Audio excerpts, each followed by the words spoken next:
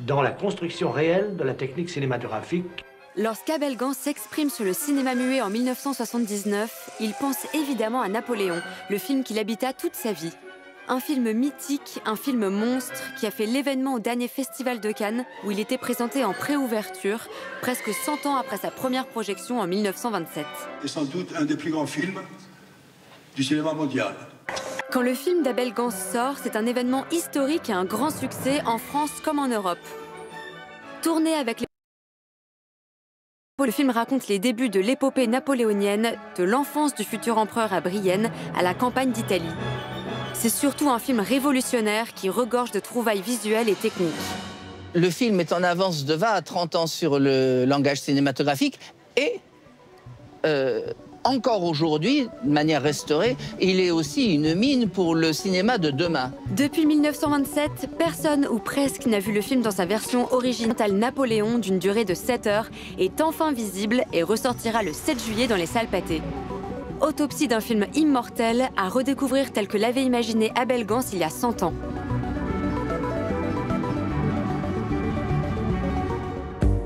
Voilà, à cette époque-là, j'avais dit, vous savez, avec Gance, on ne sait jamais vraiment où est-ce que l'on va. Donc, à votre place, je penserais plutôt pour 6 mois.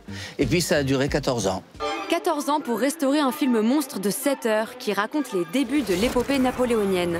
Un film bigger than life qui a nécessité plusieurs milliers de figurants et près de 40 000 mètres de pellicule, tourné en 1925 et 1926. Quand il débarque en Corse pour tourner l'épisode Corse, avec le matériel de haute précision de l'époque, c'est comme si Stanley Kubrick aujourd'hui, enfin, s'il était encore de ce monde, arriverait pour faire sa superproduction. C'est une des dernières grandes superproductions de l'ère muette. Aux commandes de cette superproduction, Abel Gance. Réalisateur de J'accuse et de La Roue, Gance est un cinéaste précurseur. Animé par le désir d'inventer un nouveau langage cinématographique, fait de gros plans, de surimpression et de caméras mobiles. Film novateur et expérimental, Napoléon fourmille d'innovations techniques et visuelles. Il a cherché et il a toujours eu des intuitions grandioses. Écoutez, c'est lui qui est à l'origine du scope, le cinémascope. Il a été un visionnaire sur le triple écran, il a été un visionnaire avec le pictographe. Il a toujours eu des idées. Quand le film est projeté le 7 avril 1927 à l'Opéra de Paris, c'est un événement. Tout Paris y assiste, y compris le président de la République Gaston Doumergue et les maréchaux Foch et Joffre. Le film est un triomphe dans tout le pays et s'apprête à conquérir le monde. Mais quelques mois après sa sortie, le cinéma parlant fait son arrivée, rendant presque immédiatement obsolète le chef-d'œuvre muet de Gance. Gance lui-même a trituré son propre négatif, puisque au lieu des 10 ans d'exploitation, comme je vous dis, au bout de 2 ans, il est épuisé commercialement. Le temps qu'il récupère les négatifs, qu'il les coupe lui-même, déjà Gance est le premier destructeur de son propre film, puisqu'il y a un côté inachevé dans le film. Pas découragé pour autant, Gance remanie son film, tourne de nouvelles scènes et sort de nouvelles versions en 1935, en 1955, puis en 1971. Nouveau montage produit par Claude Lelouch. Obsédé par ce Napoléon, Gance n'a pas peur de se noyer sous les bobines de pellicule.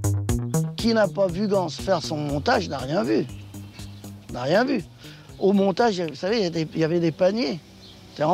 Il en avait autour de la tête, autour des pieds, autour des bras. Il y en avait d'accrochés partout. C'était le carnaval. Au lieu d'être des serpentins, c'était du film.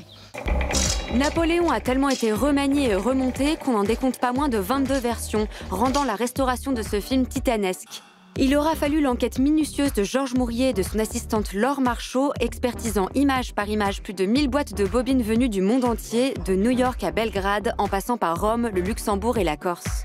Pour accompagner les 7 heures de film qui n'avaient pas de partition d'origine, le compositeur Simon Cloquet-Lafolie a été chargé d'assembler une œuvre musicale de 1500 pages. Jouée par l'orchestre de Radio France, elle est l'une des plus longues bandes musicales de l'histoire du cinéma.